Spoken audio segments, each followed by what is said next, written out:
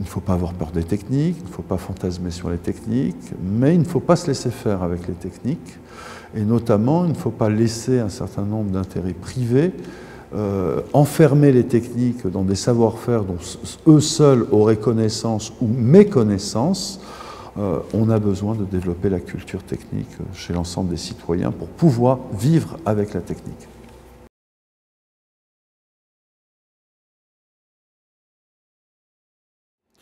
L'appareillage, il commence déjà simplement avec les smartphones dont on est équipé et par lesquels on fait passer une grande partie de nos activités de consommation ou autour de la consommation.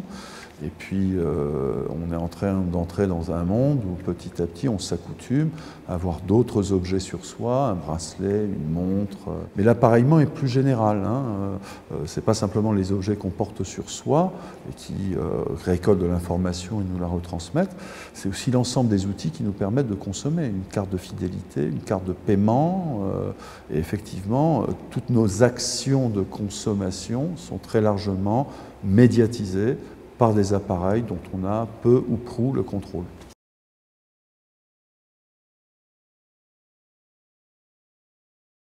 L'objet même du marketing est en train de changer. Il me semble que dans ce monde du big data, des plateformes, du nouveau digital, l'enjeu, ce sont les conduites que l'on peut avoir dans l'ensemble de nos consommations. On comprend bien que dans un monde où l'obésité peut toucher jusqu'à 30% aux États-Unis ou au Mexique, une proportion non négligeable en France, et où ça devient un problème de santé, une grande partie des conduites sont l'enjeu à la fois des autorités publiques, mais aussi de marques qui cherchent à se légitimer. Un McDonald's va s'intéresser de plus en plus à la nutrition et va prendre soin d'agir sur les conduites alimentaires de ses propres clients pour éviter d'être simplement mis en cause.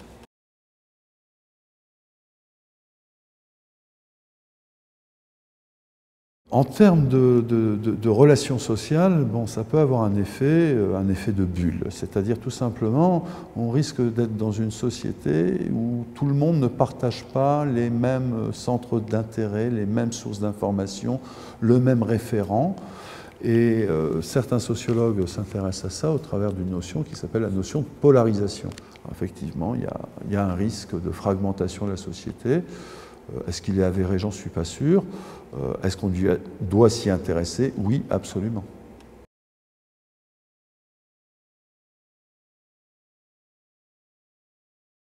L'idée de nudge, c'est-à-dire l'idée de coup de pouce, prend son sens dans le mot qu'utilisent ces promoteurs, donc Kaysenstein et Kahneman, qui est la notion d'architecture de la décision. Donc, la grande idée, c'est de dire nous avons tous des limites cognitives dans nos façons de prendre des décisions et on peut tirer avantage de cette faiblesse humaine, de cette vulnérabilité pour